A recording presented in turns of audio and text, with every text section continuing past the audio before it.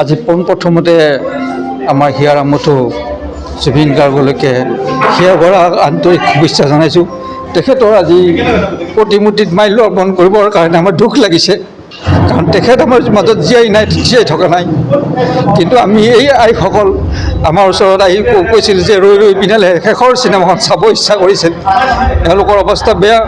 আমাৰ দৰং জিলাৰ বিভিন্ন প্ৰান্তৰ আজি বৃদ্ধ বিকলাংগসকলক আমি এনিলাইফ তৰফৰ পৰা আজি তেওঁলোকক অহা যোৱাৰ ব্যৱস্থা কৰি কিনে এই ৰৈ ৰৈ বিনালে তেওঁলোকৰ যিটো মনৰ হেঁপাহ আছে, জুবিন গাৰ্গৰ প্ৰতি যিটো ভাল পোৱাৰ হেঁপাহ, সেই হেঁপাহৰ কাৰণে আজি তেওঁলোকক লৈ আহিছোঁ।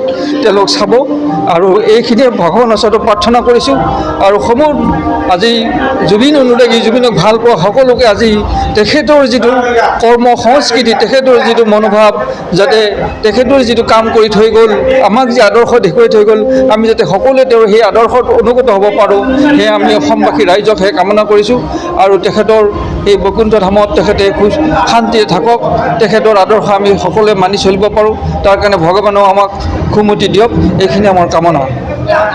আজি আমাৰ প্ৰায় চিপাঝাৰ মংগল বিভিন্ন অঞ্চলৰ পৰা প্ৰায় শতাধিক এনেধৰণৰ আইসকল, বৃদ্ধসকল আহিছে আজি এই ৰৈ ৰৈ বিনালে চাবৰ কাৰণে। আৰু আমাৰ যিটো এনিলাইফ যিটো পৰ্টেল নিউজ চেনেল আছে, আমাৰ এই এনিলাইফৰ পৰিয়ালবৰ্গই আজি এই উদ্যোগটো লৈছিল। আজি মঙলৈ যিটো গ'ল্ড চিনেমা হল যি আছে, মঙলৈ গ'ল্ড চিনেমা হলত এই ব্যৱস্থা কৰা হৈছে।